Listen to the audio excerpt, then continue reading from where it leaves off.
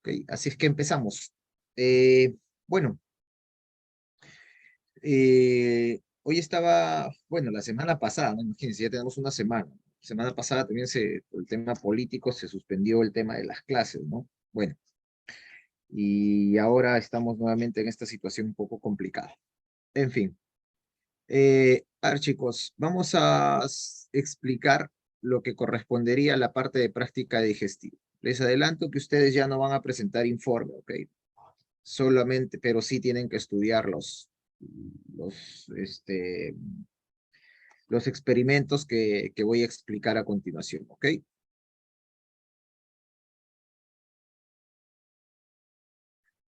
Voy a utilizar un PPT para poder explicarles, ¿ok? Muy bien.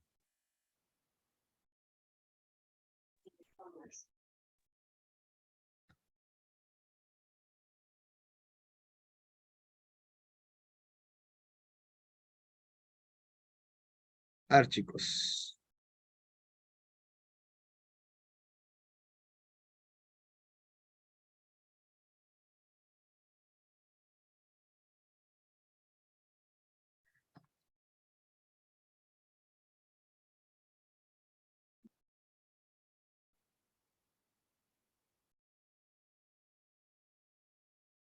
ya estamos acá. Uy, algo pasa con el lápiz. Ya se me rayó el lápiz un poquito.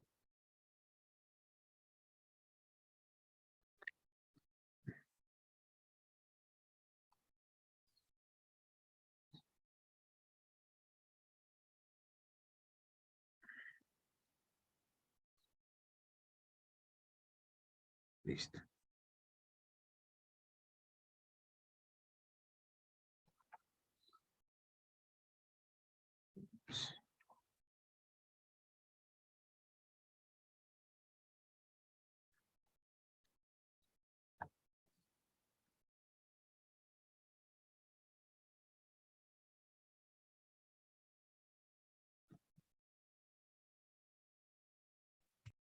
Ahora sí, ya estamos. Eh, Muy bien. A ver, chicos, cuando nosotros hablamos de la parte de digestivo, ¿ok? O hablamos de la parte de digestión, hay que entender este proceso como una situación en que una estructura grande se convierte en estructuras cada vez más pequeñas y que éstas puedan pasar hacia la sangre. Pero en ese contexto, en este contexto, en todo este proceso de digestión, hay dos mecanismos principales o dos procesos. Una parte que viene a ser una digestión o un proceso mecánico y otro proceso que viene a ser un proceso químico. Cuando nosotros hablamos del proceso mecánico, nos estamos refiriendo a qué? Por ejemplo, la masticación. Por ejemplo, ¿a qué? A los movimientos peristálticos.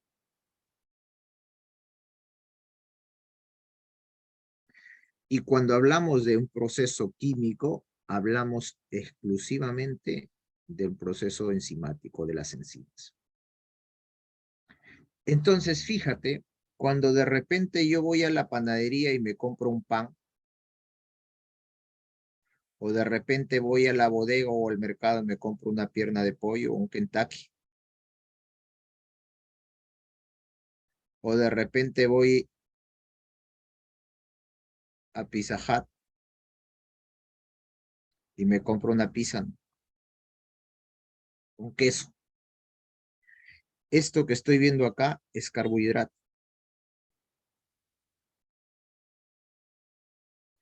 Esto viene acá, es proteína. Y acá hay parte de grasa. Estos carbohidratos que están acá grandes, yo tengo que llevarlos ¿a qué? A glucosa, por ejemplo. estas proteínas los tengo que llevar a aminoácidos. Estas grasas los tengo que llevar a ácidos grasos para que de esta manera las células del cuerpo la puedan aprovechar.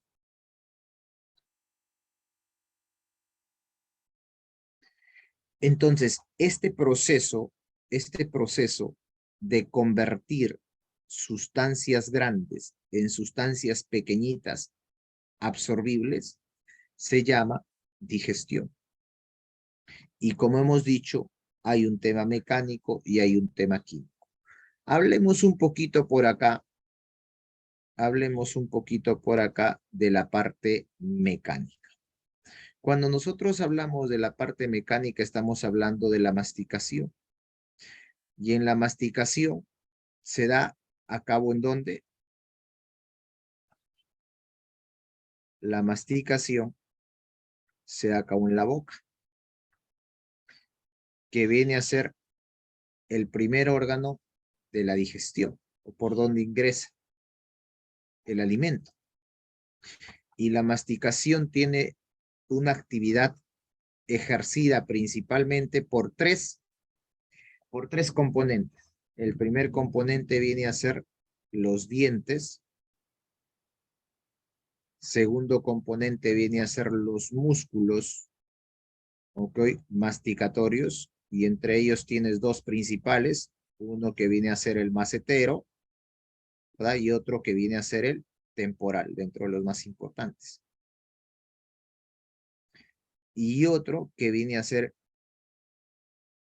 la saliva, si quieres, o el jugo salival, como quieras. Todos estos componentes que estás viendo acá van a trabajar en conjunto para que este pan se convierta en lo que vamos a llamar después en un bolo. ¿Ok? ¿Por qué es un bolo? Porque es algo que ya está mezclado. Tú comes, por ejemplo, un lomo saltado y tienes poquito de papas fritas con grasa, tienes un poquito de proteína, tienes un poquito, no sé, de arroz y todo eso. En la boca empiezas a masticarlo con la actividad de los dientes, por la fuerza de los músculos masticatorios, ¿ok? Y la mezcla con la saliva se forma un bolo. Y ese bolo va a ir desplazándose desde la boca, ¿hacia dónde? Hacia abajo, al estómago, ¿ok? ¿Dónde más?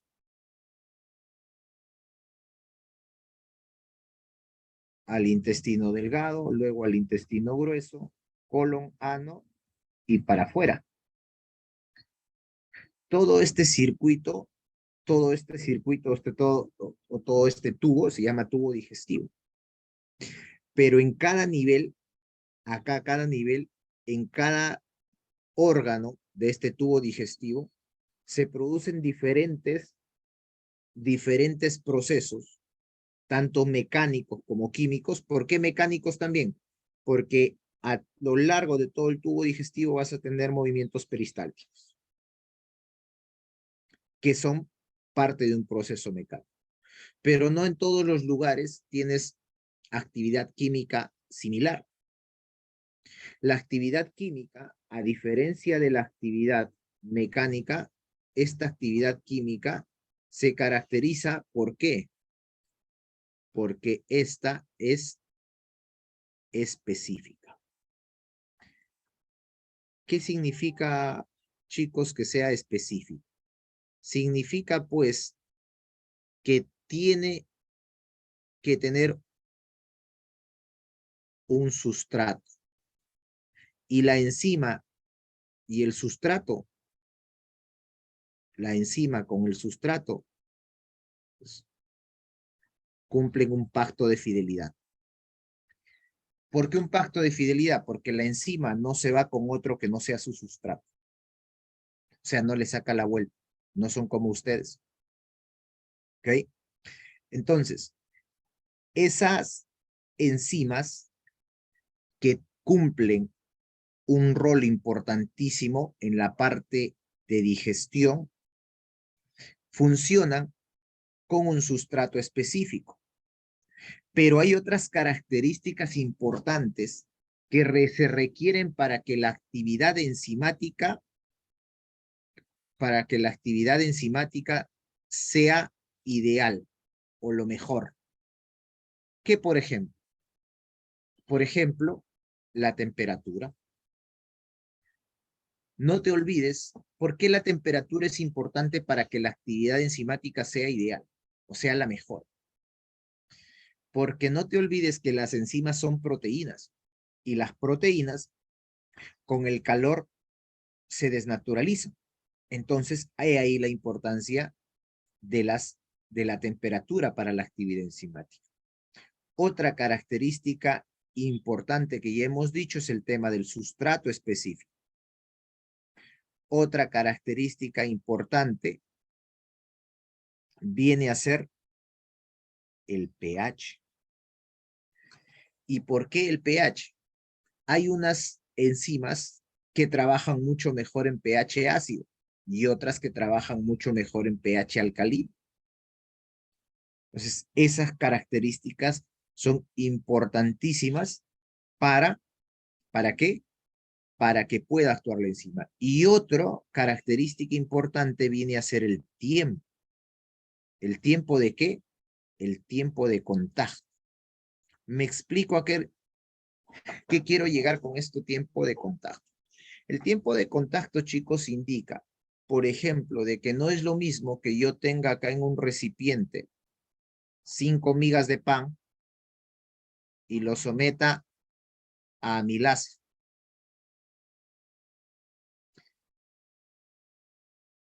Dos frascos, 5 migas de pan y le pongo amilasa.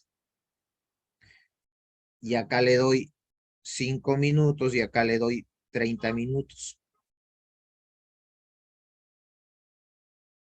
En esos 30 minutos, ¿qué pasará?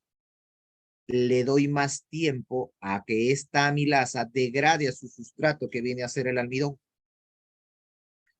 Mientras que acá tendré muy poco tiempo para degradar el almidón.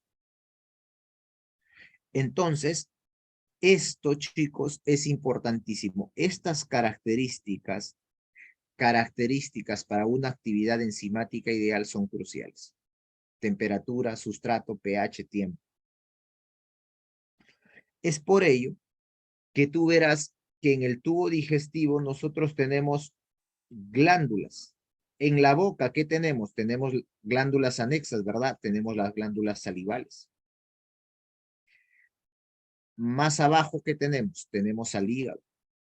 ¿Qué más tenemos? Al páncreas.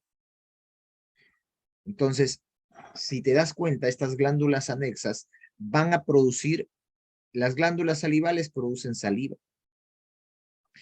El hígado, ¿qué me va a producir? Me va a producir bilis. El páncreas, ¿qué me va a producir? Ojo que estoy hablando de acá de secreción exocrina. Me produce el jugo pancreático. ¿Ok? El estómago, ¿qué me produce? Ácido clorhídrico. De esto vamos a hablar luego. Pero estas glándulas salivales, por ejemplo, hacen que el alimento que entra de alguna manera seco, ¿no? Pueda raspar las paredes del tubo digestivo. Entonces la saliva lo que hace es suavizar, si quieres, el contenido alimentario inicial para que ese bolo pueda pasar sin ningún problema a lo largo del tubo digestivo. Y como verás, a medida que ese bolo alimenticio va avanzando, va avanzando, va yendo hacia abajo, ¿no? Va sufriendo cambios o modificaciones, ¿ok? Va sufriendo modificaciones. Y va sufriendo modificaciones, ¿por qué? Porque, por ejemplo, a medida que va pasando en cada stage o en cada órgano del tubo digestivo, va cambiándose la conformación. Si acá yo tenía un bolo, por ejemplo, si yo voy a decir este es boca, esófago, estómago, intestino delgado, intestino grueso, yo puedo decir que de repente acá en la boca estaba así este pedazo, en el esófago ya estaba así, en el estómago está así, y en el intestino delgado puede estar así. Y acá prácticamente, ¿qué es? Los desechos. Entonces, cada parte del tubo digestivo me va a servir a mí ¿para qué? Para generar un proceso, ¿ok? Que va a contribuir a que se produzca esta degradación de sustancias grandes en sustancias pequeñas y absorbidas. ¿Listo? Muy bien. Entonces, cuando este pan, este pollo, este queso pasa al tubo digestivo, va a sufrir una degradación de cada uno de sus componentes. Y en estos lugares van a haber secreciones, por ejemplo, el jugo gástrico que produce ácido clorhídrico, que me va a empezar a degradar proteínas. O de repente al queso, ¿quién degrada? Ya a nivel del intestino delgado se vacía la bilis. O de repente también parte de carbohidratos que no ha sido suficiente o no han sido degradados completamente eh, por la saliva, porque no te olvides que la saliva degrada el almidón, pero lo hace solo a dextrina, ¿verdad? ¿Ok? Entonces pasa a lo largo de este tubo digestivo y acá en la ampolla de váter se va a verter también el jugo pancreático. Y el jugo pancreático tiene muchas enzimas, muchas enzimas. Tienes enzimas para proteínas, tienes enzimas para grasas, tienes enzimas para carbohidratos, pero ¿cuál es la importancia de estas enzimas del jugo pancreático? Son inactivas. Las enzimas del jugo pancreático, chicos, son inactivas. Y son inactivas, ¿por qué? Porque imagínate si son enzimas proteolíticas. El páncreas se autolicuaría o se autolicuefactaría. Y eso no ocurre. Entonces, estas enzimas que se producen de forma inactiva a nivel del jugo pancreático van a salir ¿hacia dónde? Hacia el duodeno. Y en el duodeno hay una quinasa. Y esa quinasa está en el borde, en cepillo, ¿ok? Del epitelio duodenal. Y ahí es donde se activa. Y al activarse estas enzimas recién pueden ir a degradar carbohidratos, proteínas, grasas, ¿no? ¿Listo? Entonces, y después de eso, ¿qué pasa? Se da este proceso. ¿Cómo se llama el proceso en el cual estas sustancias pasan de la luz intestinal hacia la sangre? Este proceso se llama absorción. ¿Ok? Absorción. Muy bien. Dicho esto, si quieren tomen el screen porque no tengo otra. Voy a ver si un poquito salimos de acá. Vamos a mantenerlo.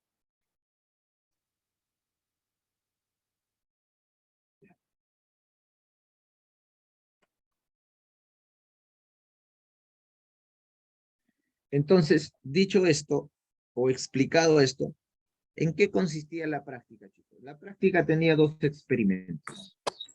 ¿Ok? Dos experimentos. El primer experimento era digestión de carbohidratos en la boca.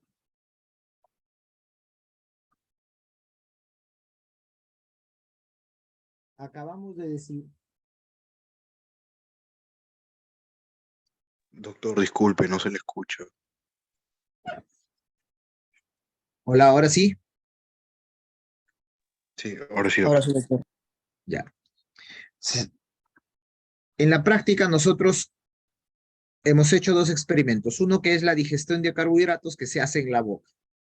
Seleccionamos dos chicos, ¿ya? Un chico, otro chico. ¿Y qué es lo que vamos a hacer? Vamos a darle a cada uno dos galletitas de soda.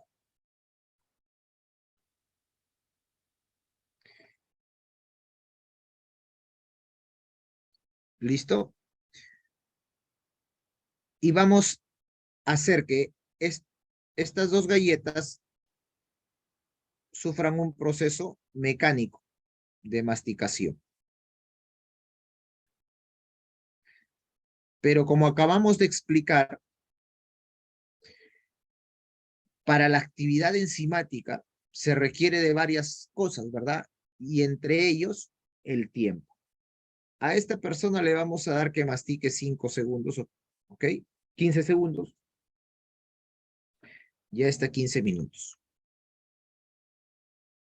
Después de ese tiempo se les va a dar una placa Petri, ¿ok? A ambos. Y se va a pedir, obviamente, que vacíen el contenido. ¿Cuál es la diferencia, chicos? ¿Cuál es la diferencia entre el que mastica 15 segundos y el que mastica 15 minutos? Ok. 15 minutos. Ok. Segundos. Entonces, el que mastica por 15 segundos, yo voy a encontrar así, vean.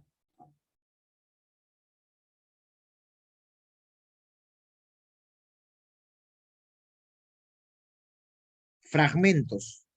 Fragmentos. ¿Ok? Fragmentos de las galletas. Mientras que el que mastica por 15 minutos, yo voy a encontrar un contenido básicamente semilíquido. Así.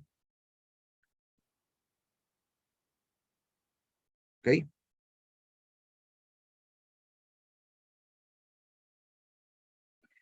Muy bien. Después que se ha recolectado el material, yo voy a hacer una prueba.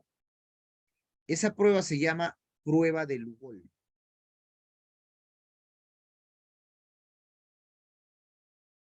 El Lugol, chicos, es un reactivo que tiene una reacción positiva cuando hay la presencia de almidón.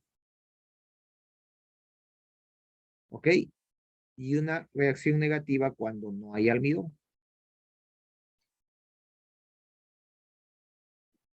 ¿Y cómo es una prueba positiva al almidón? Pinta negro o pinta morado oscuro.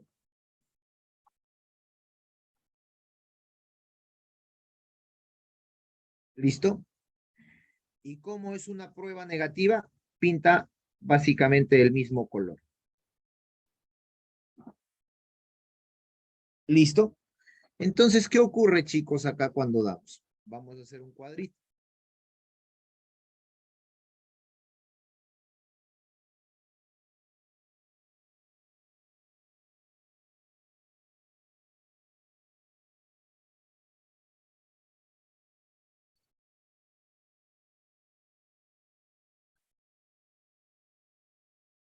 Acá tenemos estudiante 1, estudiante 2.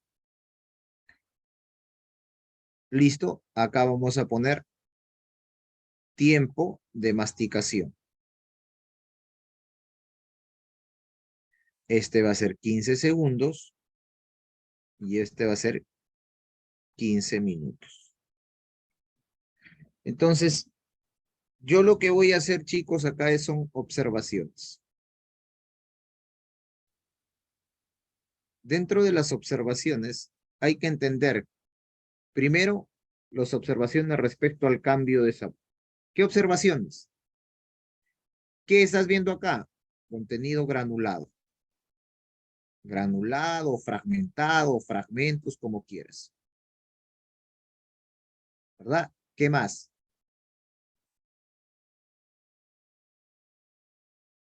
¿Qué más? ¿Qué más podemos ver ahí? El sabor. El sabor acá es salado. Y en el otro caso, ¿cómo será? El contenido es semilíquido, como papilla. ¿Ok? Y el sabor va cambiando.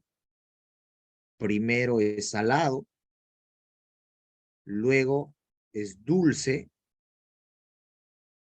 y luego insípido, sin sabor. Y eso obviamente tiene una explicación y está relacionado básicamente con ¿qué?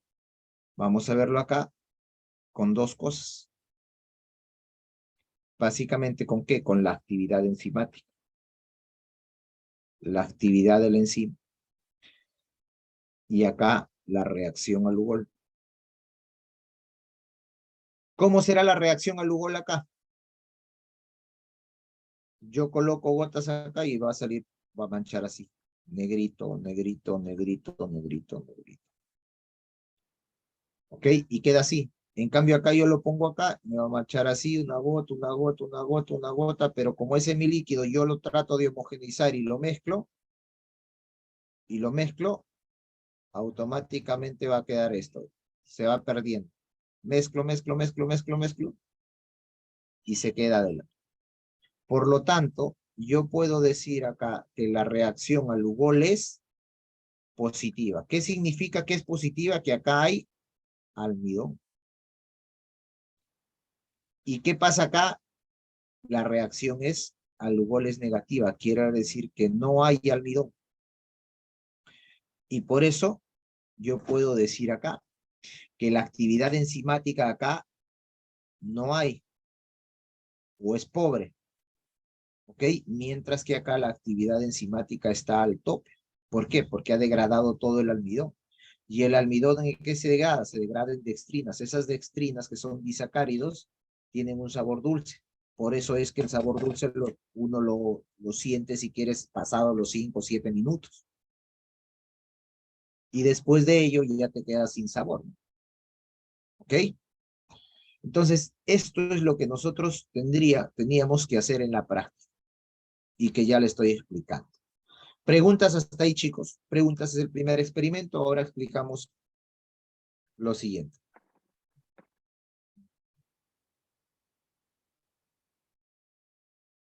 ¿Preguntas?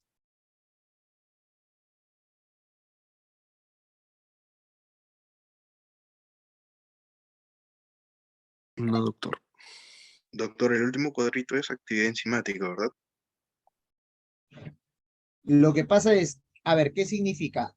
Acá la galleta contiene almidón, ¿verdad? Y si ¿qué le pones? ¿Dónde está esto? Está en la boca. ¿Y en la boca qué está? Está la saliva. ¿Y la saliva qué tiene? Tiene amilasa. La amilasa degrada el almidón. Entonces, ¿qué quiere decir acá? Que acá la amilasa no tuvo tiempo suficiente para degradar ¿a quién? Al almidón. Mientras que acá la amilasa,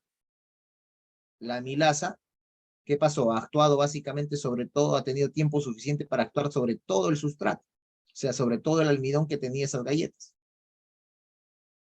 Por eso es que la reacción es máxima. ¿Me dejo entender? Sí, doctor, perfecto. Listo. ¿Preguntas, chicos? ¿Preguntas? Muy bien. Vamos a el segundo experimento. El segundo experimento, chicos, consiste en valorar la acidez gástrica.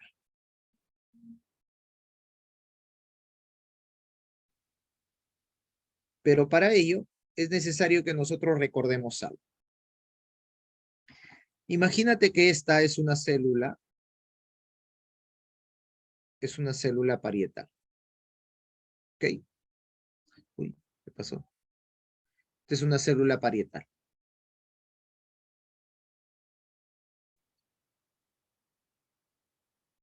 ¿Listo? Esta célula parietal tiene algunos transportadores. ¿Ok? Que lo voy a representar así, mira. Acá voy a tener un receptor así. Y esta va a ser histamina. Y este receptor va a ser H2. Por acá voy a tener otro receptor, que es un receptor G de gastrina. Gastrina. Y por acá voy a tener otro, que es un receptor muscarínico, M1, Y acá voy a tener la acetilcolina. ¿Por qué hago esto, chicos? ¿Por qué hago esto? Voy a darles la versión resumida. Hasta hace un tiempo, ¿ok?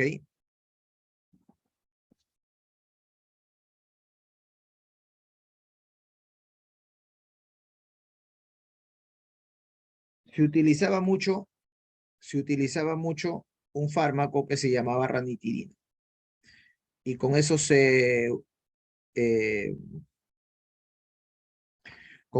eh, se trataba la parte de enfermedad ulceropéptica, ¿no?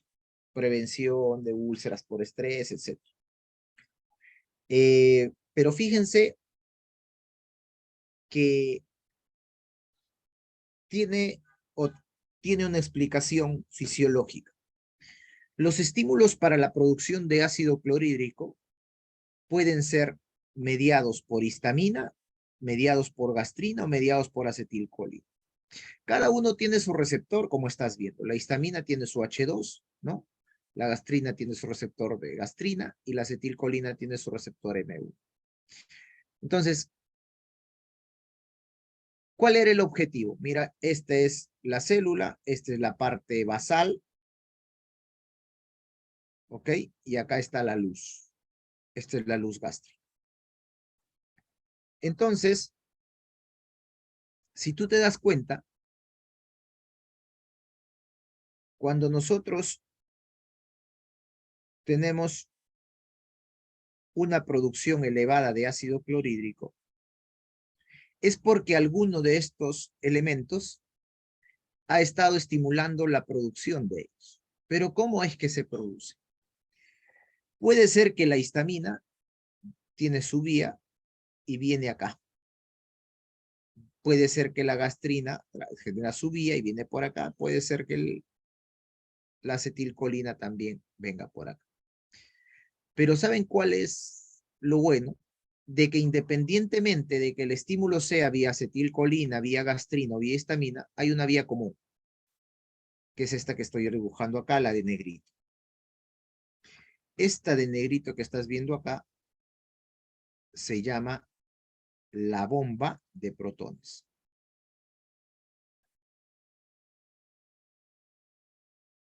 ¿Y qué es lo que hace en cristiano? Saca hidrogeniones a la luz. ¿Qué? ¿No sale como ácido clorhídrico, profesor? No, el cloro sale por la parte vasolateral hacia la luz.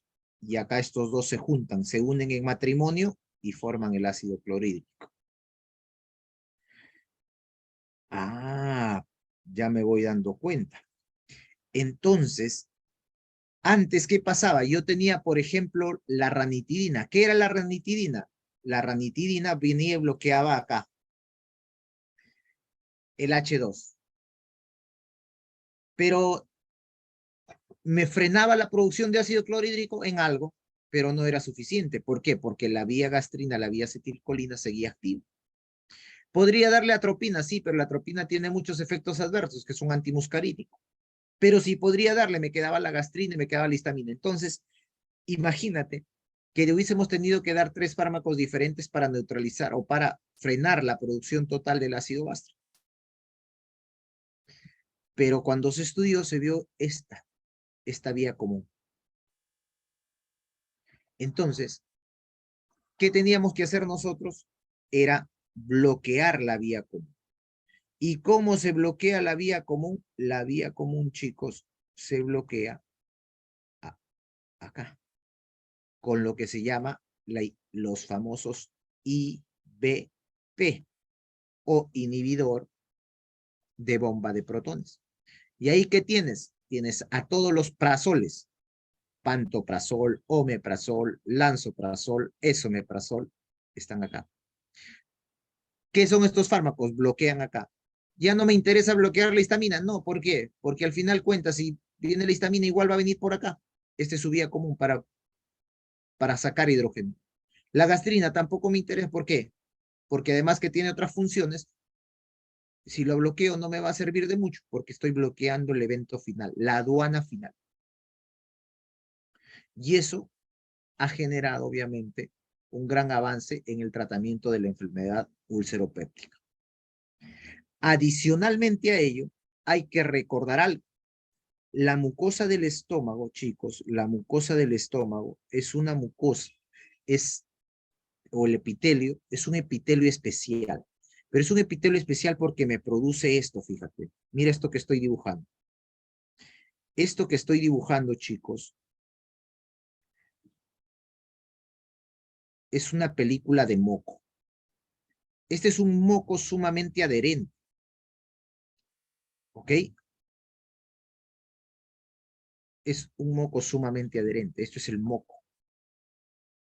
Y lo producen las células, las glándulas mucosas del cuerpo, el antro estomacal. Y ese moco es crucial e importante. ¿Por qué? Porque el ácido clorhídrico, por ejemplo, en el duodeno, te lesiona. Sin embargo, en el estómago no lo hace. ¿Y por qué no lo hace? Porque existe este moco. Entonces, cuando viene acá, el ácido clorhídrico no causa daño.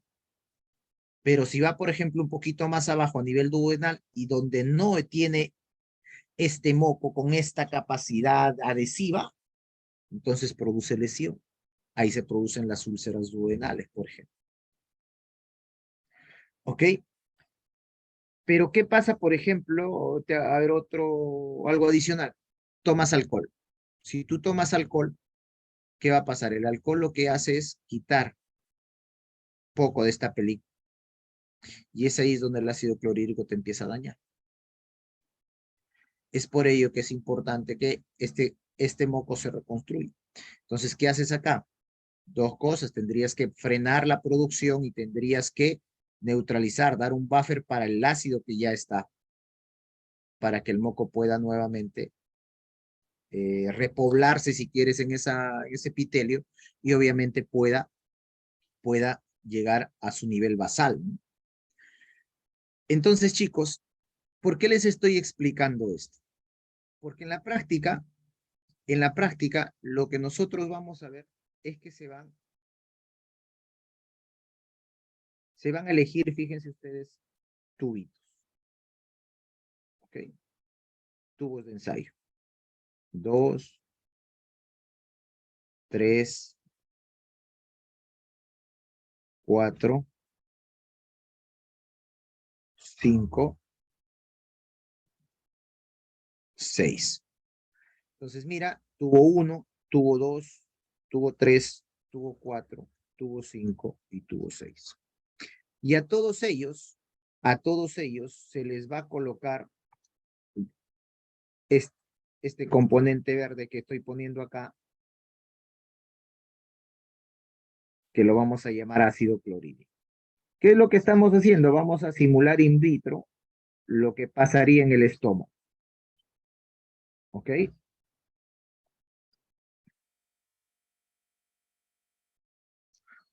Entonces, ¿y qué voy a hacer acá? Mido el pH. Obviamente el pH de todos, como es el mismo ácido, va a ser 2. Todo va a ser el pH 2. Posterior a ello, yo le voy a agregar una sustancia adicional. Acá. A cada uno de ellos les voy a agregar una sustancia. ¿Ok? Y voy a tener acá. Este no, este es el basal. Acá.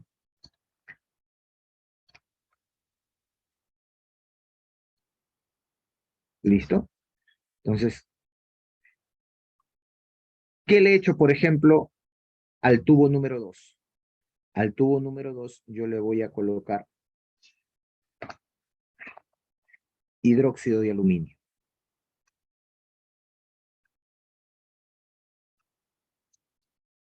A este le pongo leche. A este le pongo leche de magnesio. ¿Ok? A este le pongo sal de Andrews. Y a este le pongo un IBP, como omeprazol. ¿Ok? Y después de ello, vuelvo a medir por segunda vez el pH. Se entiende que el pH debería cambiar. Y fíjate, si de este lo lleva de 2, lo lleva hasta 5.5. La leche lo lleva a 3.5. La leche magnesia a 4.5. La sal de Andrews a 4. ¿Ok? Y el omeprazol se queda en 2. La pregunta del millón es que ustedes tienen que interpretar este cuadro. Profesor, ¿por qué la pregunta está acá? Por favor, y esto les voy a preguntar en el examen, así es que necesito. ¿Por qué el omeprazol no cambia el pH?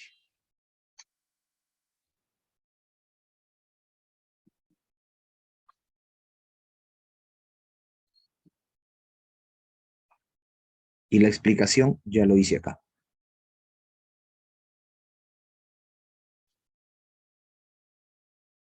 ¿Listo? Miren que les estoy diciendo, ¿ok? Preguntas.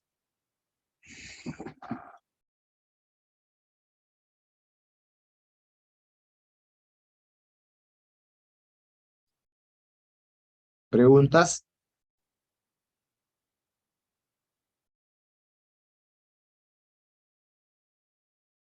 No, doctor. ¿No hay preguntas? Muy bien. Doctor, disculpe.